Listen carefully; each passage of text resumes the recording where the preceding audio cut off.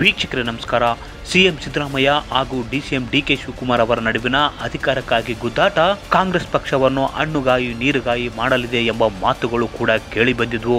ಆದರೆ ಇತ್ತೀಚಿನ ದಿನಗಳಲ್ಲಿ ಈ ಇಬ್ಬರ ನಾಯಕರ ನಡುವಿನ ಸಮನ್ವಯತೆ, ಒಗ್ಗಟ್ಟು ಹಾಗೂ ಹೊಂದಾಣಿಕೆಯಿಂದಾಗಿ ಅಂತ ಮಾತುಗಳು ಈಗ ಮೂಲೆ ಸೇರಿವೆ.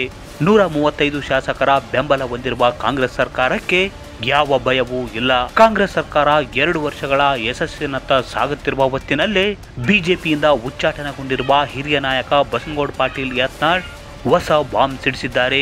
ಮುಂದಿನ ದಿನಗಳಲ್ಲಿ ಬಿಜೆಪಿಯಲ್ಲಿ ಹೊಸ ಕೂಸು ಹುಟ್ಟುತ್ತೆ ಅಂತ ಭವಿಷ್ಯ ನುಡಿದಿದ್ದಾರೆ. ಹಾಗಾದ್ರೆ ಹಿರಿಯ ನಾಯಕ ಬಸನಗೌಡ ಪಾಟೀಲ್ ಯತ್ನಾಳ್ ಹೇಳಿರುವ ಮಾತಿನ ತಾತ್ಪರ್ಯವಾದರೂ ಏನು? ರಾಜ್ಯದಲ್ಲಿ ಹಿರಿಯ ಕಾಂಗ್ರೆಸ್ ನಾಯಕನ ನೇತೃತ್ವದಲ್ಲಿ ಹೊಸ ಸರ್ಕಾರ ರಚನೆಯಾಗುತ್ತಾ? ಈ ಕುರಿತು ಮತ್ತಷ್ಟು ಮಾಹಿತಿ ನೀಡ್ತೀವಿ. ಅದಕ್ಕೂ ಮುನ್ನ ನಮ್ಮ ಚಾನಲ್ ಸಬ್ಸ್ಕ್ರೈಬ್ ಮಾಡಿ, ವಿಡಿಯೋ ಶೇರ್ ಮಾಡಿ, ಲೈಕ್ ಮಾಡಿ, ಕಾಮೆಂಟ್ ಮಾಡಿ. ಕಾಂಗ್ರೆಸ್ ಸರ್ಕಾರ ಸುಗಮವಾಗಿ ಸಾಗುತ್ತಿದೆ. ಗ್ಯಾರಂಟಿಗಳನ್ನು ಜಾರಿಗೊಳಿಸಿ ಬೀಗುತ್ತಿರುವ ಕಾಂಗ್ರೆಸ್ ಈಗ 2 ವರ್ಷಗಳ ಯಶಸ್ಸಿನತ್ತ ಪ್ರಯಾಣ ಬೆಳೆಸಿದೆ.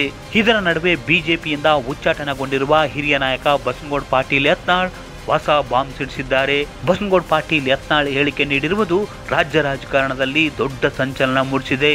ಬಿಜೆಪಿಯಲ್ಲಿ ನಾಯಕತ್ವದ ಕೊರತೆ ಇದೆ. ಮುಂದಿನ ದಿನಗಳಲ್ಲಿ ಬಿಜೆಪಿಯಲ್ಲಿ ಹೊಸ ಕೂಸು ಜನನವಾಗಲಿದೆ ಅಂತ ಆಶ್ಚರ್ಯಕರ ಹೇಳಿಕೆ ನೀಡಿದ್ದಾರೆ. ಬಿಜೆಪಿಯಲ್ಲಿ ಸಮರ್ಥ ನಾಯಕರಿಲ್ಲ, ಹೀಗಾಗಿ ಬಿಜೆಪಿಯಲ್ಲಿ ಹೊಸ ಕೂಸು ಹುಟ್ಟುತ್ತದೆ. ಡಿಕೆ ಶಿವಕುಮಾರ್ ಜೊತೆಗೆ ಕರ್ನಾಟಕದಲ್ಲಿ ಸರ್ಕಾರ ಮಾಡಲಿಕ್ಕೆ ಒಪ್ಪಂದ ಆಗಿದೆ ಅಂತ ಯತ್ನಾಳ್ ಆರೋಪಿಸಿದ್ದಾರೆ. ಡಿಕೆ ಶಿವಕುಮಾರ್ ಮುಖ್ಯಮಂತ್ರಿ, ಬಿವೈ ವಿಜಯೇಂದ್ರ ಉಪಮುಖ್ಯಮಂತ್ರಿ ಎನ್ನುವ ಒಪ್ಪಂದ ಮಾಡಿಕೊಳ್ಳಲಾಗಿದೆ ಅಂತ ಬಾಂಬ್ ಸಿಡಿಸಿದ್ದಾರೆ. ಯತ್ನಾಳ್ ಅವರ ಹೇಳಿಕೆಯಿಂದ ಈಗ ರಾಜ್ಯ ರಾಜಕಾರಣದಲ್ಲಿ ಕುತೂಹಲ, ಸಂಚಲನ ಮೂಡಿಸಿದೆ. ಯಾಕಂದ್ರೆ ಕೆಲವು ದಿನಗಳಿಂದ ಕಾಂಗ್ರೆಸ್ನಲ್ಲಿ ಹಿರಿಯ ನಾಯಕರ ಪೈಪೋಟಿ, ಅಧಿಕಾರಕ್ಕಾಗಿ ಗುದ್ದಾಟದಿಂದಾಗಿ ಕಾಂಗ್ರೆಸ್ ಸರ್ಕಾರ ತುಂಬಾ ದಿನ ಮುಂದಕ್ಕೆ ಸಾಗಲ್ಲ ಎಂಬ ಮಾತುಗಳು ಕೇಳಿ ಬಂದಿದ್ವು. ಆದರೆ ಹೈಕಮಾಂಡ್ ನಾಯಕರ ಮನವಿ ಸಲಹೆ ಮೇರೆಗೆ ಸಿಎಂ ಡಿಸಿಎಂ ಈಗ ಒಗ್ಗೂಡಿ ಸಾಗುತ್ತಿದ್ದಾರೆ. ಇಂಥ ಹೊತ್ತಿನಲ್ಲಿ ಯತ್ನಾಳ್ ಅವರು ಈ ಹೇಳಿಕೆ ನೀಡಿರುವುದು ಕಾಂಗ್ರೆಸ್ ಹಾಗೂ ಬಿಜೆಪಿಯಲ್ಲಿ ತಲ್ಲಣ ಮೂಡಿಸಿದೆ. ಕೆಲ ದಿನಗಳ ಹಿಂದೆ ಅಷ್ಟೇ ಡಿಸಿಎಂ ಡಿಕೆ ಶಿವಕುಮಾರ್ ಅವರು ಅಮಿತ್ ಶಾ ಹಾಗೂ ರಾಜನಾಥ್ ಸಿಂಗ್ ಅವರನ್ನು ಕಾರ್ಯನಿಮಿತ್ತ ಭೇಟಿ ಮಾಡಿದ್ರು.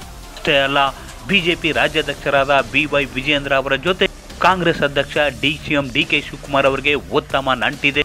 ಕಾಂಗ್ರೆಸ್ನಲ್ಲಿ ಡಿಸಿಎಂ ಡಿಕೆ ಶಿವಕುಮಾರ್ ಅವರಿಗೆ ಸಿಎಂ ಸ್ಥಾನ ಸಿಗದೆ ಇದ್ರೆ ಮುಂದಿನ ದಿನಗಳಲ್ಲಿ ಗೇಮ್ ಚೇಂಜ್ ಆಗಬಹುದು.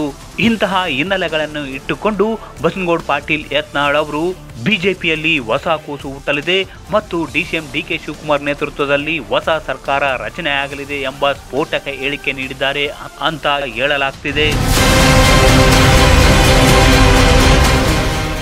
ಒಟ್ಟಾರೆಯಾಗಿ ಬಿಜೆಪಿ ರಾಜ್ಯಾಧ್ಯಕ್ಷ ಬಿವೈ ವಿಜಯೇಂದ್ರ ನೇತೃತ್ವದಲ್ಲಿ ಪಕ್ಷ ಸಂಘಟನಾ ಕಾರ್ಯಗಳು ಚುರುಕಾಗಿ ನಡೆಯುತ್ತಿವೆ. ಅದೇ ರೀತಿ ಕಾಂಗ್ರೆಸ್ ಸರ್ಕಾರ 2 ವರ್ಷ ಪೂರೈಸುತ್ತಿದೆ.